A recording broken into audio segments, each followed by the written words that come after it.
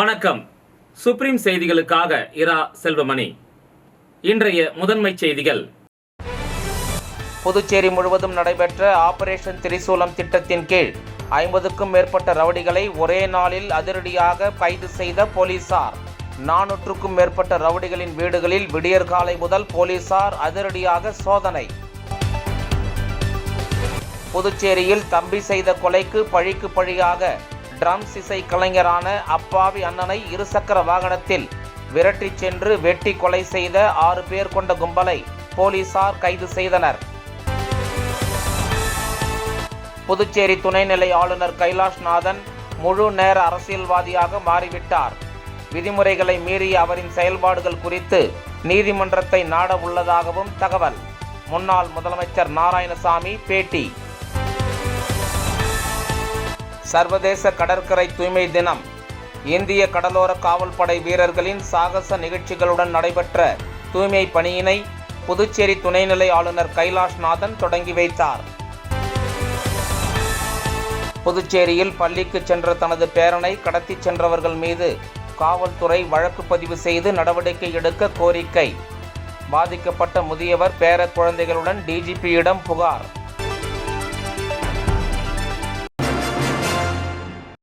புதுச்சேரி முழுவதும் நடைபெற்ற ஆபரேஷன் திரிசூலம் திட்டத்தின் கீழ் 50க்கும் மேற்பட்ட ரவுடிகளை ஒரே நாளில் அதிரடியாக கைது செய்த போலீசார் 49 பேர் மீது குற்றத்தடுப்பு பிரிவின் கீழ் வழக்கு பதிவு செய்துள்ளது புதுச்சேரியில் பரபரப்பை ஏற்படுத்தியுள்ளது. புதுச்சேரி காவல்துறையில் ஆபரேஷன் திரிசூலம் என்ற திட்டம் மாநிலம் முழுவதும் குற்றச்சம்பவங்களை குறைக்கவும் ரவுடிகளை கட்டுப்படுத்துவதற்கும் தொடங்கப்பட்டது. அதன்படி ரவுடிகளின் நடவடிக்கைகளை கண்காணிப்பதற்கும் அவர்கள் வீட்டில் ஆயுதங்கள் அல்லது வெடிபொருட்கள் ஏதேனும் பதுக்கி வைத்துள்ளார்களா என்பதை ஆராய்வதற்கு புதுச்சேரி முழுவதும் அந்தந்த சரகத்திற்கு உட்பட்ட காவல் நிலையத்தை சார்ந்த போலீசார் சட்டம் ஒழுங்கு முதுநிலை காவல் கண்காணிப்பாளர் கலைவாணன் தலைமையில் இன்று அதிகாலை முதல் தொடர்ந்து பல்வேறு குற்றப்பின்னணி உடைய நபர்களின் வீடுகளில் திடீர் சோதனை மேற்கொண்டனர். இதில் 50க்கும் மேற்பட்ட ரவுடிகள் அதிரடியாக கைது செய்யப்பட்டு 3 நபர்கள் மீது ஆயுதம் வைத்திருந்ததற்காக வழக்கு பதிவு செய்யப்பட்டது. மேலும் 49 நபர்கள் மீது குற்றத்தடுப்பு நடவடிக்கையின் கீழ் வழக்கு பதிவு செய்தனர். அதனைத் தொடர்ந்து ஒருவர் மீது பிடியாணை நிறைவேற்றப்பட்டது. மேலும் 15க்கும் மேற்பட்ட ரவுடிகளை விசாரித்த போலீசார் அவர்களை எச்சரிக்கை செய்து அனுப்பி வைத்தனர். புதுச்சேரியில் ஒரே நாளில் 50க்கும் மேற்பட்ட ரவுடிகள் கைது செய்யப்பட்ட சம்பவம் பெரும் பரபரப்பை ஏற்படுத்தியுள்ளது. புதுச்சேரியில் தம்பி செய்த கொலைக்கு பழிக்கு பழியாக ட்ரம்ஸ் இசை கலைஞரான அப்பாவி அண்ணனை இருசக்கர வாகனத்தில் விரட்டிச் சென்று வெட்டி கொலை செய்த 6 பேர் கொண்ட கும்பலை போலீசார் கைது செய்தனர். மேலும் அவர்களை நீதிமன்றத்தில் ஆஜர்படுத்தி காலாப்பட்டு மத்திய சிறையில் அடைத்தனர். புதுச்சேரி வில்லியனூர் உருவையாறு பகுதியைச் சேர்ந்தவர் சவுந்தர். இவர் உதியம்பட்டு பகுதியில் உள்ள தனியார் தோல் தொழிற்சாலையில் வேன் டிரைவராக பணியாற்றி வருகிறார். ட்ரம்ஸ் இசைக்கலைஞரான இவருக்கு கடந்த 4 மாதங்களுக்கு முன்பு சந்திரலேகா என்பவருடன் திருமணம் நடைபெற்றது. இந்த நிலையில் இவர் கடந்த 17ஆம் தேதி இரவு மேட்டுப்பாளையம் பகுதியில் உள்ள தனியார் நிறுவனத்தில் பணிபுரியும் தனது மனைவியை அழைத்து வர அவரது இருசக்கர வாகனத்தில் சென்று கொண்டிருந்த போது உத்தரவாகினிப்பேட் அருகே அவரை பின்தொடர்ந்து வந்த மர்ம கும்பல் சவுந்தரை சரமாரியாக வெட்டி கொலை செய்துவிட்டு தப்பி ஓடியது. இது குறித்த தகவல் அறிந்து சம்பவ இடத்திற்கு வந்த வில்லியனூர் போலீசார் சவுந்தரின் உடலை கைப்பற்றி உடற்கூறு ஆய்வுக்காக அரசு மருத்துவமனை அனுப்பி வைத்தனர். தொடர்ந்து இந்த கொலை தொடர்பாக வழக்கு பதிவு செய்த போலீசார் கொலையாளிகளை 2 தனிப்படைகள் அமைத்து தேடி வந்தனர்.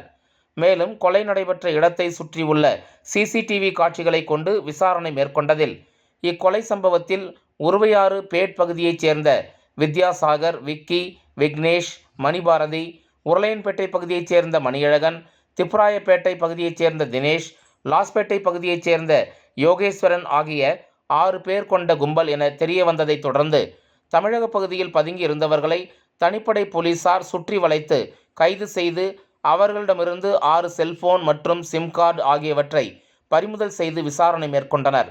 அதில் கடந்த 2023ஆம் ஆண்டு வில்லியனூர் கண்ணகி அரசு பள்ளி அருகே உருவையாறு பகுதியைச் சேர்ந்த ரவுடி தனபால் என்பவரை 4 பேர் கொண்ட கும்பல் வெட்டி படுகொலை செய்தது.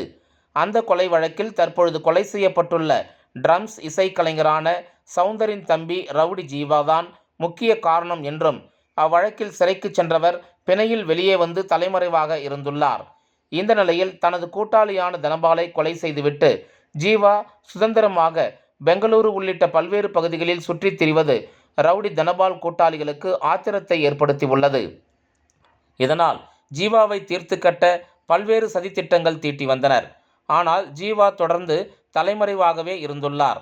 இந்த நிலையில் கொலை செய்யப்பட்ட சவுந்தருக்கும் வித்யாசாகருக்கும் கடந்த சில மாதங்களுக்கு முன்பு வாய்த்தகராறு ஏற்பட்டுள்ளது.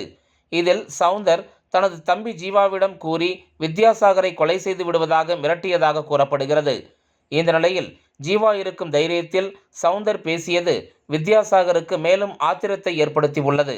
இதனால் ஜீவாவை வெளியே வர வைக்கவும் ஜீவாவிற்கு எச்சரிக்கை விடும் நோக்கத்திலும் ட்ரம்ஸ் இசைக்கலைஞரான சவுந்தரை கொலை செய்தது விசாரணையில் தெரிய வந்ததை அடுத்து 6 பேரையும் நீதிமன்றத்தில் ஆஜர்படுத்தி காலாப்பட்டு மத்திய சிறையில் அடைத்தனர்.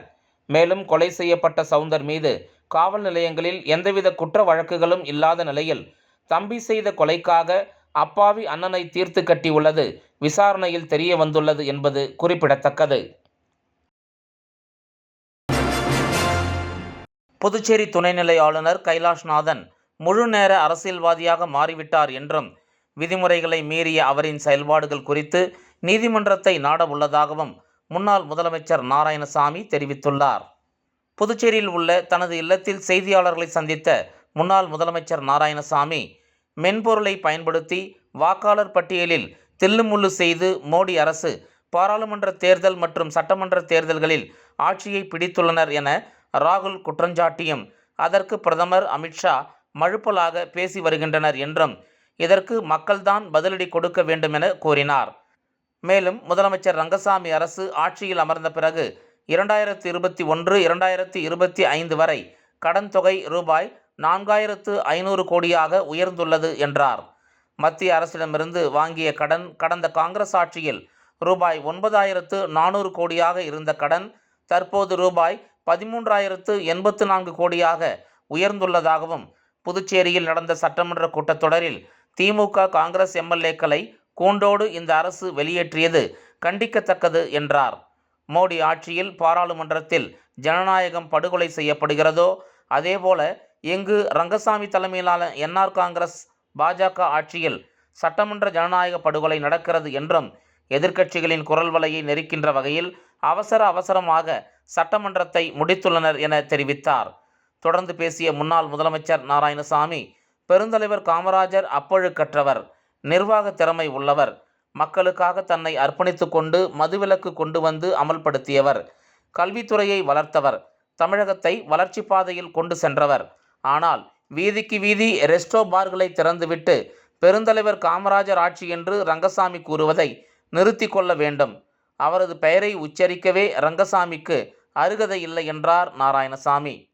மேலும் துணைநிலை ஆளுநர் தீவிரமாக அரசியல் செய்கிறார் என்றும் பாஜகவின் ஒரு அங்கமாகவே அவர் செயல்படுகிறார் என குற்றஞ்சாட்டினார்.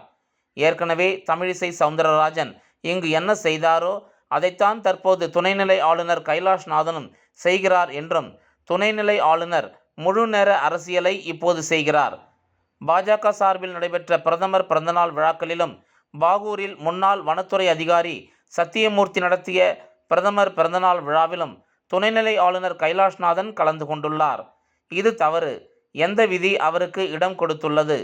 இதை அவர் விளக்க வேண்டும் என்றார். புதுச்சேரியில் எப்போதும் இல்லாத வகையில் கவர்னர் பதவிக்கு களங்கம் விளைவிக்கும் வகையில் அவர் செயல்படுகிறார். தேவைப்பட்டால் ஆளுநர் செயல்பாடு குறித்து நீதிமன்றம் செல்லவும் தான் தயார் என அவர் விமர்சித்துள்ளார்.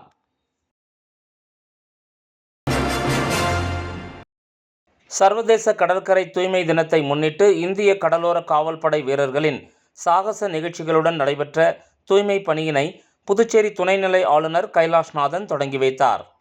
சர்வதேச கடற்கரை தூய்மை தினத்தை ஒட்டி இந்திய கடலோர காவல்படை சார்பில் கடற்கரை தூய்மை பணி காந்தி சிலை அருகில் நடைபெற்றது. இதில் கலந்து கொண்ட துணைநிலை ஆளுநர் கைலாஷ்நாதன் தூய்மை பணியை கொடியசைத்து தொடங்கி வைத்தார். தொடர்ந்து தேசிய மாணவர் படை மற்றும் நாட்டு நலப்பணி திட்ட மாணவர்களுடன் சேர்ந்து கடற்கரை தூய்மை பணியில் அவர் ஈடுபட்டார். இந்த நிகழ்ச்சியில் இந்திய கடலோர காவல்படை புதுச்சேரி பிரிவின் இயக்குனர் தசீலா, சட்டமன்ற உறுப்பினர்கள் கல்யாணசுந்தரம், வைத்தியநாதன் மற்றும் முக்கிய பிரமுகர்கள் இந்த நிகழ்ச்சியில் பங்கேற்றனர். தூய்மை பணியில் ஏராளமான மாணவர்கள், பொதுமக்கள் மற்றும் தன்னார்வலர்கள் கலந்து கொண்டு கடற்கரையை தூய்மை செய்தனர். இந்திய கடலோர காவல்படை வீரர்கள் ஹெலிகாப்டர் மற்றும் அதிநவீன ரோந்து படகுகள் மூலம் செய்த சாகச நிகழ்ச்சியும் நடைபெற்றது. இதனை ஏராளமான பொதுமக்கள் கண்டு ரசித்தனர். தொடர்ந்து தூய்மை பணியில் கலந்து கொண்டவர்களுக்கு சான்றிதழ்களையும் துணைநிலை ஆளுநர் கைலாஷ்நாதன் வழங்கினார்.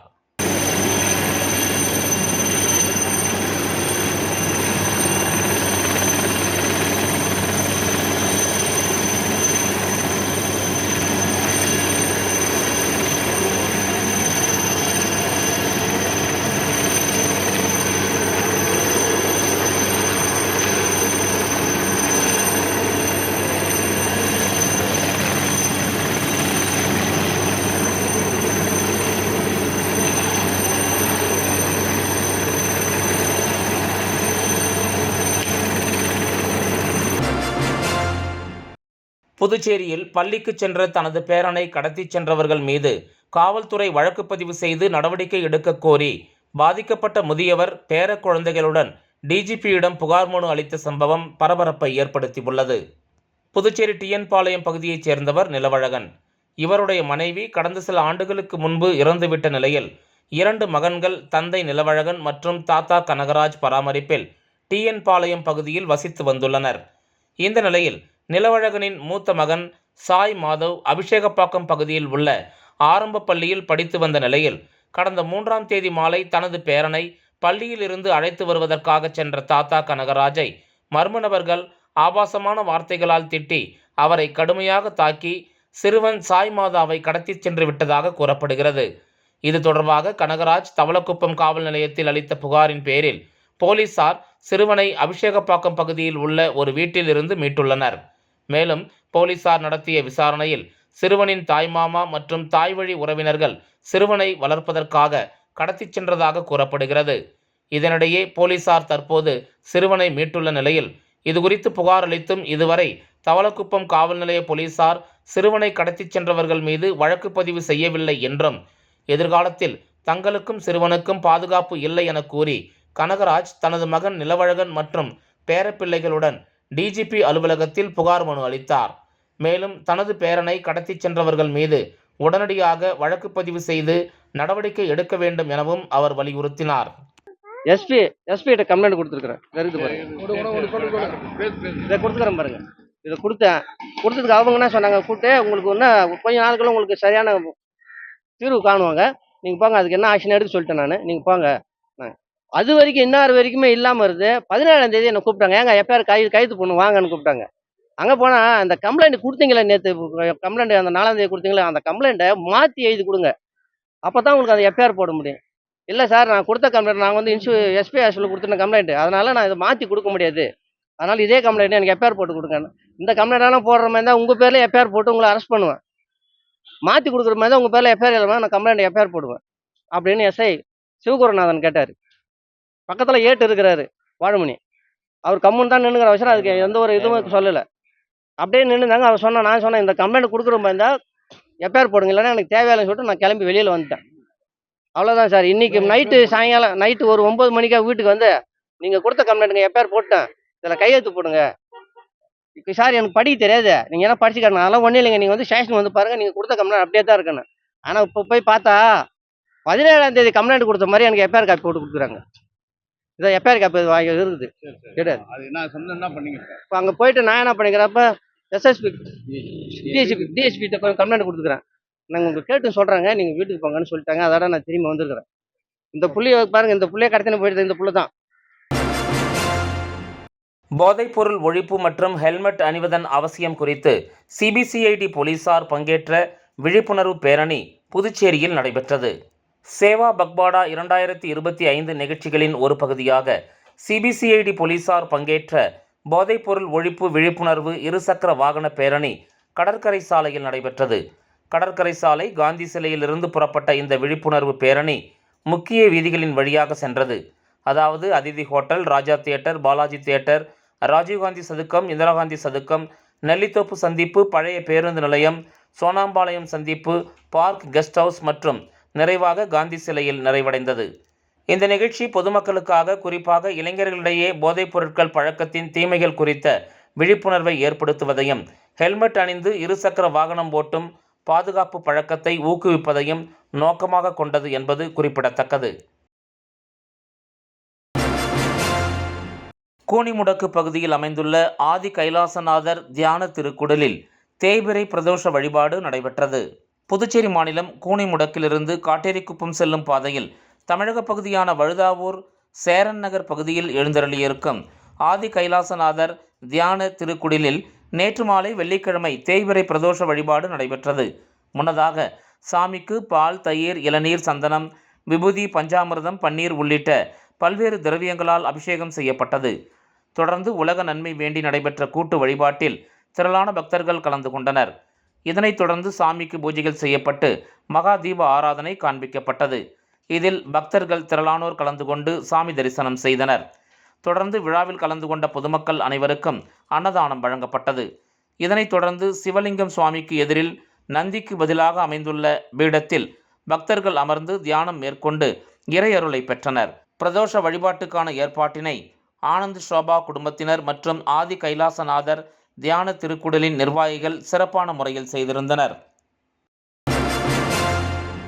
முதலியார்பேட்டை தொகுதிக்கு உட்பட்ட சப்தகிரி கோல்டன் சிட்டி முதல் ஜோதி நகர் வரை புதிய பிரதான சாலையுடன் இணைக்கும் வகையில் உள்ளாட்சி சாலைக்கு ரேம்ப் அமைக்கும் பணிகளை சட்டமன்ற உறுப்பினர் சம்பத் பூமி பூஜை செய்து தொடங்கி வைத்தார். புதுச்சேரி முதலியார்பேட்டை தொகுதிக்கு உட்பட்ட வேல்ராம்பட்டு பகுதியில் சாலைகள் விரிவுபடுத்தாமல் இருந்ததால் வழியில்லாமல் அப்பகுதியில் பள்ளி மற்றும் கல்லூரிக்கு செல்லும் மாணவர்கள் மற்றும் பெற்றோர்கள் சிரமத்திற்கு உள்ளாகினர். மேலும் அப்பகுதியில் வசிக்கும் பொதுமக்களுக்கு பல ஆண்டுகளாக போக்குவரத்து நெரிசலில் சிக்கி தவித்து வந்தனர். இதனையடுத்து சட்டமன்ற உறுப்பினர் சம்பத் மக்களிடம் கொடுத்த வாக்குறுதியை நிறைவேற்றும் வகையில் நீண்டகால பிரச்சனையாக இருந்த போக்குவரத்து பிரச்சனையை சரி செய்யும் வகையிலும் மற்றும் புதியதாக சாலை வழி வகுத்து மக்களின் சிரமத்தை எளிமையாக்கி கொடுத்தார். அதன் ஒரு பகுதியாக முதலியார்பேட்டை சட்டமன்ற தொகுதிக்கு உட்பட்ட சப்தகிரி கோல்டன் சிட்டி முதல் ஜோதி நகர் வரையிலான புதிய பிரதான சாலையுடன் இணைக்கும் வகையில் உள்ளாட்சி சாலைக்கு ரேம்ப் அமைக்கும் பணிக்கான பூமி பூஜை விழா இன்று நடைபெற்றது. சுமார் 8,87,000 ரூபாய் மதிப்பீட்டில் தொடங்கப்பட்ட இந்த பணிகளை முதலியார்பேட்டை தொகுதி திமுக சட்டமன்ற உறுப்பினர் சம்பத் பூமி பூஜை செய்து பணிகளை தொடங்கி வைத்தார். இந்த நிகழ்ச்சியில் பொதுப்பணித்துறை நீர்ப்பாசன கோட்ட செயற்பொறியாளர் ராதாகிருஷ்ணன், உதவி பொறியாளர் மதிவாணன், இளநிலை பொறியாளர் பிருத்திவிராஜ் மற்றும் திமுக நிர்வாகிகள், ஜோதி நகரைச் சேர்ந்த ஊர் பொதுமக்கள் உள்ளிட்ட பலர் கலந்து கொண்டனர். விளம்பர இடைவேளைக்கு பிறகு செய்திகள் தொடரும். புது உலகம், புது வாழ்க்கை, அதை ஒரு இளவரசியைப் போல கடந்து செல்லணும். அதுக்கு நம்மளை அலங்கரிக்க முகல் காலகட்டத்தின் கலாச்சாரத்தை தழுவி அற்புதமான தங்க நகைகளை மெஹஃபில் கலெக்ஷனாக உருவாக்கி தருது ஜோசா லூகாஸ். மெஹஃபில், இனி மனங்களை வெல்லலாம். Mehfil, classical Mughal design jewelry from Josa Lucas. புது உலகம், புது வாழ்க்கை, அதை ஒரு இளவரசியைப் போல கடந்து செல்லணும். அதுக்கு நம்மளை அலங்கரிக்க முகல் காலகட்டத்தின் கலாச்சாரத்தை தழுவி அற்புதமான தங்க நகைகளை மெஹஃபில் கலெக்ஷனாக உருவாக்கி தருது ஜோசா லூகாஸ். மெஹஃபில், இனி மனங்களை வெல்லலாம். Mehfil, classical Mughal design jewelry from Josa Lucas. Cuddalore மாவட்டத்தில் உள்ள பஞ்சமி தரிசு நிலங்களை மீட்க கோரியும் கடலூர் தாலுகா கீழழிஞ்சிப்பட்டு கிராமத்தில் 300க்கும் மேற்பட்ட குடும்பங்களுக்கு குடிமனை பட்டா வழங்கிட கோரியும் கடலூர் வட்டத்தில் உள்ள பஞ்சமி தரிசு நிலங்களை மீட்டு பட்டியல் சமூக மக்களிடம் ஒப்படைக்க கோரியும் கடலூர் மாவட்ட அம்பேத்கர் இந்திய குடியரசுக் கட்சியின் சார்பில் கடலூர் பழைய மாவட்ட ஆட்சியர் அலுவலகம் எதிரில் மாபெரும் கண்டன ஆர்ப்பாட்டம் நடைபெற்றது. இந்த ஆர்ப்பாட்டத்திற்கு மாநில வழக்கறிஞர் அணி தலைவர் மூத்த வழக்கறிஞர் கோவிந்தன் தலைமை தாங்கினார். மாவட்ட தலைவர் ராஜாராம் வரவேற்புரையாற்றினார். மாநில துணைத் தலைவர் அருணாச்சலம், மாநில விவசாய அணி தலைவர் ரத்தினராமன், தமிழ்நாடு அரசு வன்கொடுமை தடுப்பு உறுப்பினர் சந்திரசேகரன், முன்னாள் பஞ்சாயத்து தலைவர் ராபர்ட், விசிக மாவட்டத்தின் அமைப்பாளர் மாரிமுத்து, விசிக ஒன்றிய துணை செயலாளர் கண்ணன், மாவட்ட தொழிலாளர் அணி தலைவர் பொன் சிகாமணி, மாவட்ட தொழிலாளர் அணி செயலாளர் மாரிமுத்து, மாவட்ட குழு உறுப்பினர் யோகேஸ்வரன், கிராம நாட்டாண்மை பக்கிரி ஆகியோர் முன்னிலை வகித்தனர். இந்த நிகழ்ச்சியில் அம்பேத்கர் இந்திய குடியரசுக் கட்சி தமிழ் மாநில தலைவர் ஸ்ரீரங்கன் பிரகாஷ், சமூக நீதி மக்கள் விடுதலை முன்னணி மாநில தலைவர் விழுப்புரம் வேலுமூர்த்தியார், புதுவை மாநில தலைவர் கலியமூர்த்தி, கடலூர் மாவட்ட அமைப்பாளர் ஜெயச்சந்திரன், விழுப்புரம் மாவட்ட செயலாளர் பொறியாளர் சிவபதி, விடியல் பொதுநல அமைப்பு தலைவர் புஷ்ப சௌரிராஜன் ஆகியோர் கலந்து கொண்டு கோரிக்கைகளை விளக்கி பேசினர். நிறைவாக கடலூர் ஒன்றிய தலைவர் ஜெயபால் நன்றி கூறினார். கோரிக்கை ஆர்ப்பாட்டம் முடிந்தவுடன் கடலூர் வட்டாட்சியர் அவர்களிடம் வீட்டுமனை பட்டா கோரிக்கை மனுவை ARBI கட்சி தமிழ் மாநில தலைவர் ஸ்ரீரங்கன் பிரகாஷ் கடலூர் வட்டாட்சியர் அவர்களிடம் வழங்கினார். புதுச்சேரியில் வடகிழக்கு பருவமழை காரணமாக பரவக்கூடிய நோய்களை தடுக்கும் நடவடிக்கைகள் குறித்து புதுவை அரசு சுகாதாரம் மற்றும் நலவழித்துறை சார்பாக கலந்தாய்வு கூட்டம் நடத்தப்பட்டு பல்வேறு முன்னெச்சரிக்கை நடவடிக்கைகளை புதுவை மக்களுக்கு பரிந்துரை செய்துள்ளது. அவ்வாறு பரிந்துரைக்கப்பட்டவைகளில் டெங்கு மற்றும் கொசு மூலம் பரவக்கூடிய நோய்கள் தடுப்பு நடவடிக்கைகளாக டெங்கு கொசுக்கள் உற்பத்தியாகும் இடங்களை கண்டறிந்து அப்புறப்படுத்துதல், கூட்டு நடவடிக்கையாக வாரந்தோறும் கொம்யூன் பஞ்சாயத்து ஊழியர்கள், நாட்டு நலப்பணித்திட்ட மாணவர்கள், ஆசிரியர்கள் மற்றும் தன்னார்வலர்களை கொண்டு அனைத்து அரசு மருத்துவமனைகளின் சார்பாக நடைபெற்று வருகிறது என்றும், பொதுமக்கள் அனைவரும் சாலையோரம் விற்கப்படும் அசுத்தமான முறையில் தயாரித்த உணவுகளை தவிர்த்து சுகாதாரமாக சமைக்கப்பட்ட உணவுகளை உட்கொள்ளவும், சுகாதாரமான குடிநீரை மட்டுமே பருகும்படியும் கேட்டுக்கொள்ளப்படுகிறார்கள். மேலும் மழைக்காலங்களில் குடிநீரை காய்ச்சிய பின்னர் அருந்துதல் மிகவும் சிறந்ததாகும். இதன் மூலம் வயிற்றுப்போக்கு, காலரா, மஞ்சள் காமாலை, டைபாய்டு போன்ற நோய்களின் பாதிப்பை தவிர்க்க முடியும் என்றும், வயிற்றுப்போக்கு நோயினால் பாதிக்கப்பட்ட நோயாளிகளுக்கு அடிக்கடி ORS எனப்படும் சர்க்கரை உப்புநீர் கரைச்சலை கொடுக்க அறிவுறுத்தப்படுகிறார்கள். ஒரு பாக்கெட் ORS பொடியை 1 லிட்டர் தண்ணீரில் கொதிக்க வைத்து ஆற வைத்த சுத்தமான குடிநீரில் கரைத்து கொடுக்க வேண்டும். வீட்டிலேயே எளிய முறையில் ORS தயார் செய்யலாம். முதலில் கைகளை நன்றாக சோப்பு போட்டு கழுவ வேண்டும். அதேபோல கரைசல் தயார் செய்யவிருக்கும் பாத்திரத்தையும் சுத்தமாக கழுவி வைத்து கொள்ள வேண்டும். சுத்தமான கொதிக்க வைத்த ஆறிய தண்ணீர் 1 லிட்டர், சர்க்கரை 6 டீஸ்பூன், 1 டீஸ்பூன் 5 கிராம், தூள் உப்பு 1/2 டீஸ்பூன் என இந்த அளவுகளில் எடுத்து அனைத்தையும் ஒன்றாக கலந்து வைத்து கொள்ளவும். நீர்ச்சத்து இழப்புக்கு ஆளானவருக்கு இதை அடிக்கடி பருக கொடுத்து கொண்டே இருக்க வேண்டும். கரைசல் தயாரித்த 24 மணி நேரத்துக்குள் பயன்படுத்திவிட வேண்டும். தேவைப்பட்டால் இதே முறையில் புதிய கரைசல் தயாரித்து கொள்ள வேண்டும். வீட்டை விட்டு வெளியே சென்று வரும் பொழுதும், உணவு அருந்துவதற்கு முன்பும், மலஜலம் கழித்த பின்பும் கைகளை நன்கு சோப்பு போட்டு சுத்தமாக கழுவுவதன் மூலம் மழைக்காலத்தில் பரவக்கூடிய பெரும்பாலான நோய்களை தவிர்த்து கொள்ளலாம். அனைத்து மருத்துவமனைகளிலும் மழைக்காலத்தில் ஏற்படக்கூடிய நோய்களுக்கான சிகிச்சைக்கு தேவைப்படும் அனைத்து மருந்துகளும் போதிய அளவு இருப்பில் உள்ளதாகவும், மருத்துவ குழுக்கள் தயார் நிலையில் இருப்பதாகவும் புதுவை சுகாதாரத்துறை தெரிவித்துள்ளது.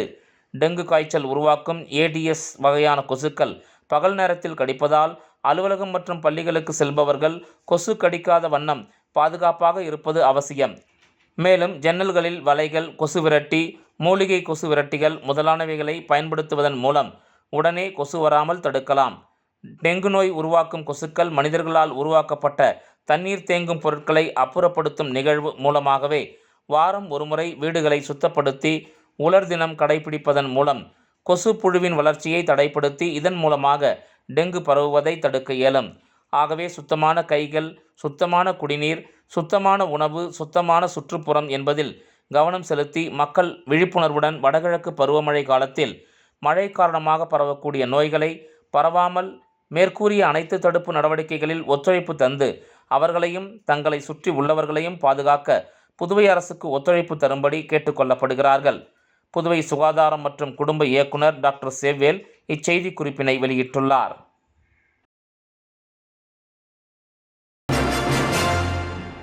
வில்லியனூர் துணை மின் நிலையம் ரூபாய் 15 லட்சம் செலவில் மேம்படுத்தும் பணியை எதிர்க்கட்சித் தலைவர் சிவா தொடங்கி வைத்தார். புதுச்சேரி மாநிலம் வில்லியனூர் சட்டமன்ற தொகுதிக்கு உட்பட்ட B தட்டாஞ்சாவடியில் உள்ள துணை மின் நிலைய கட்டடத்தின் முதல் மாடிக்கு செல்ல படிகள் அமைக்கவும், பழுதடைந்துள்ள கழிவறைகளை செப்பனிடவும் 15,11,000 ரூபாய் நிதி ஒதுக்கீடு செய்யப்பட்டு அப்பணிக்கான பூமி பூஜை நிகழ்ச்சி இன்று காலை நடைபெற்றது. இந்த நிகழ்ச்சியில் தொகுதி சட்டமன்ற உறுப்பினரும் சட்டமன்ற எதிர்க்கட்சித் தலைவருமான சிவா கலந்து கொண்டு துணை மின் நிலையம் மேம்படுத்தும் பணியினை பூஜை செய்து தொடங்கி வைத்தார்.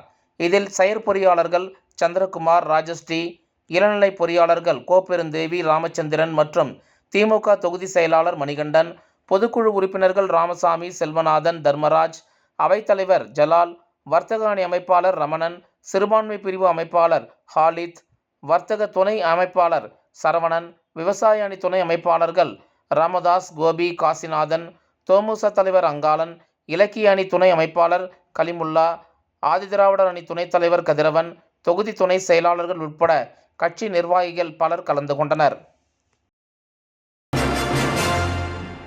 இந்தியாவின் இரும்பு மனிதர் சர்தார் வல்லபாய் பட்டேலின் 150வது பிறந்த நாளை நினைவு கூறும் வகையில் தெற்கு பகுதி காவல் சரகம் மற்றும் தவளக்குப்பம் அரவிந்த் கண் மருத்துவமனை இணைந்து நடத்திய மாபெரும் இலவச கண் பரிசோதனை முகாம் அரியாங்குப்பத்தில் உள்ள தெற்கு பகுதி காவல்துறை கண்காணிப்பு அலுவலகத்தில் நடைபெற்றது. இம்முகாமினை சீனியர் எஸ்பி கலைவாணன் துவக்கி வைத்தார். எஸ்பிக்கள் செல்வம், பக்தவச்சலம், இன்ஸ்பெக்டர்கள் ஆறுமுகம், தன்வந்திரி சப் இன்ஸ்பெக்டர் முருகானந்தம், பாஸ்கர் ஆகியோர் கலந்து கொண்டனர். இதில் மருத்துவர் ருச்சா, மக்கள் தொடர்பு அதிகாரி காவேரி, முகாம் ஒருங்கிணைப்பாளர் திருவேங்கடம் ஆகியோர் கலந்து கொண்டு சிறப்பித்தனர். முகாமில் காவல்துறையினர், ஆட்டோ ஓட்டுநர்கள் மற்றும் பொதுமக்கள் பலர் கலந்து கொண்டு பயனடைந்தனர். பாரத பிரதமர் நரேந்திர மோடியின் 75வது பிறந்தநாள் விழாவை ஒட்டி சேவை இருவார கொண்டாட்டத்தின் தொடக்கமாக பாண்லே நிறுவனத்தில் செப்டம்பர் 17 முதல் 20 வரை 4 நாட்கள் மருத்துவ முகாம் நடத்தப்பட்டது. இந்த மருத்துவ முகாமில் 17ஆம் தேதி ஜிப்மர் மருத்துவமனை மூலம் இரத்த தான விழிப்புணர்வு நிகழ்ச்சியும், தேவி பல் மருத்துவமனை டாக்டர் அகர்வால் பல் சுகாதாரம் பற்றிய விழிப்புணர்வு நிகழ்ச்சியும் நடைபெற்றது. 18ஆம் தேதியன்று ஈஸ்ட் கோஸ்ட் மருத்துவமனையில் இருந்து வந்திருந்த மருத்துவர்கள் குழு இரத்த பரிசோதனை செய்து மருத்துவ ஆலோசனைகளை வழங்கினர். 19ஆம் தேதியன்று லட்சுமி நாராயணா மருத்துவக் கல்லூரி மருத்துவர்கள் குழு பொது மருத்துவ பரிசோதனை செய்து ஆலோசனை வழங்கினர். மேலும் ஜோதி கண் மருத்துவமனை டாக்டர்கள் கண் பரிசோதனை செய்து ஆலோசனை வழங்கினர். 20ஆம் தேதி இன்று மகாத்மா காந்தி பல் மருத்துவக் கல்லூரியின் மருத்துவக் குழுவினர் ஏராளமான பணியாளர்கள் உள்ளிட்டோர் பல் சிகிச்சை செய்ததுடன் பல் சுகாதாரத்தின் அவசியத்தினை எடுத்துரைத்தனர். இதில் கல்லூரி முதல்வர் டாக்டர் கென்னடி பாபு கலந்து கொண்டு சிறப்பித்தார். தொடர் நிகழ்ச்சியில் பாண்லே நிறுவன பணியாளர்கள் மற்றும் பால் கூட்டுறவு சங்க உறுப்பினர்கள் மற்றும் ஊழியர்கள் கலந்து கொண்டு பயனடைந்தனர். மருத்துவ குழுவினரை பாண்லே நிர்வாகி குணசேகரன், மேலாண் இயக்குனர் வடிவேல் முருகன் பொன்னாடை அணிவித்து கௌரவத்துடன் சிறப்பான சேவை வழங்கியதற்கு நன்றியை தெரிவித்துக் கொண்டனர். புதுச்சேரி பாரதிய ஜனதா கட்சியின் மாநில தலைமை அலுவலகத்தில் இன்று ஆத்ம நிர்பர் பாரத் விளக்க மாநில பயிலரங்கம் நடைபெற்றது. இப்பயிலரங்கம் மாநில தலைவர் திரு வி.பி. ராமலிங்கம் அவர்கள் தலைமையில் நடைபெற்றது. இதில் பயிற்சி அளிக்க ஆந்திர மாநிலத்தின் முன்னாள் பாஜக தலைவரும் பாராளுமன்ற உறுப்பினருமான திருமதி புரந்தீஸ்வரி அவர்கள் கலந்து கொண்டு மாநில பயிலரங்கத்தை வழிநடத்தினார். பாரத பிரதமர் திரு நரேந்திர மோடி அவர்களின் 75வது பிறந்தநாள் விழாவை முன்னிட்டு பல்வேறு சேவை நிகழ்ச்சிகள் அறிவிக்கப்பட்டுள்ளன. அதன் ஒரு பகுதியாக ஆத்ம நிர்பர் பாரத் அபியான் வருகின்ற செப்டம்பர் 25ஆம் தேதி மறைந்த ஜனசங்க தலைவர் தீன்தயாள் உபாத்யாயா அவர்களின் பிறந்த நாளை சிறப்பிக்கின்ற வகையில் நாடு முழுவதும் விழிப்புணர்வை ஏற்படுத்தி வருகின்ற விழா காலங்களில் பாரத மக்கள் அனைவரும் தேசிய பொருட்களை விலை கொடுத்து வாங்க வேண்டுமென பாரத பிரதமர் அவர்கள் வேண்டுகோள் விடுத்துள்ளார். அதனை இயக்கமாக மக்கள் மத்தியில் கொண்டு செல்ல பல்வேறு குழுக்கள் தேசிய, மாநில, மாவட்ட, தொகுதி அளவில் அமைக்கப்பட்டுள்ளது. புதுவையில் உள்ள முக்கிய பிரமுகர்களை இந்த இயக்கத்தின் தூதர்களாக நியமிக்க தேசிய தலைமை முடிவு செய்துள்ளது. திருமதி புரந்தீஸ்வரி அவர்கள் சுயசார்பு இந்தியாவின் நோக்கத்தை எடுத்துரைத்தார். கூட்டத்தில் சிறப்பு அழைப்பாளராக உள்துறை அமைச்சரும் தேசிய பொதுக்குழு உறுப்பினருமான நமச்சிவாயம், அமைச்சர் ஜான்குமார், சட்டமன்ற உறுப்பினர் செல்வம், சேவா மாநில பொறுப்பாளர்கள் வெங்கடேசன், முன்னாள் எம்எல்ஏ திருமதி ஜெயலட்சுமி, தமிழ்மாறன், இந்நிகழ்ச்சியின் மாநில பொறுப்பாளர்கள் சரவணகுமார், ரவிச்சந்தர், திருமதி கீதா, மாநில பொதுச் செயலாளர்கள் மோகன்குமார், லட்சுமி நாராயணன், மாநில துணைத் தலைவர்கள் ரத்தினவேலு, அகிலன், அம்மாவாசை, ஜெயக்குமார், சரவணன், மாநில செயலாளர்கள் ராமு, புகழேந்தி, ஹேமமாலினி, கோகிலா, மாநில பொருளாளர் ராஜகணபதி, மாநில அலுவலக செயலாளர் கௌரி சங்கர், ஊடகத்துறை அமைப்பாளர் நாகேஸ்வரன், சமூக ஊடகத்துறை அமைப்பாளர் கார்த்திகேயன், விவசாய அணித் தலைவர் பாரதி மோகன், மகளிர் அணித் தலைவர் திருமதி தாமரை செல்வி, ஓபிசி அணித் தலைவர் கோவேந்தன், பட்டியல் அணித் தலைவர் காத்தவராயன், அனைத்து பிரிவின் இணை அமைப்பாளர் வேல்முருகன், மாவட்ட பொறுப்பாளர் வெற்றிச்செல்வம், மாவட்ட தலைவர்கள் உலகநாதன், சுகுமாரன் மற்றும் இந்த நிகழ்ச்சியில் மாவட்ட பொறுப்பாளர்கள், மாவட்ட நிர்வாகிகள் உள்ளிட்ட பலர் திரளாக கலந்து கொண்டனர்.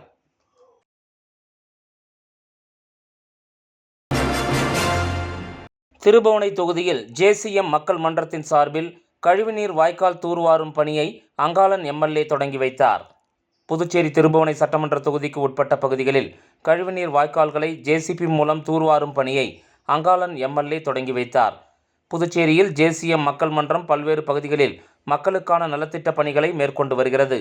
அதன் ஒரு பகுதியாக புதுச்சேரி நகரப்பகுதியில் கழிவுநீர் வாய்க்கால் தூர்வாரும் பணி நடைபெற்றது. அதனைத் தொடர்ந்து திருபுவனை சட்டமன்ற தொகுதிக்கு உட்பட்ட மதகடிப்பட்டு பாளையம் மற்றும் திருபுவனை பாளையம் கிராமத்திற்கு நடுவே செல்லும் பிரதான கழிவுநீர் வாய்க்காலில் ஜேசிபி இயந்திரம் மற்றும் டிப்பர் லாரி மூலம் தூர்வாரும் பணியை அங்காளன் எம்எல்ஏ தொடங்கி வைத்தார்.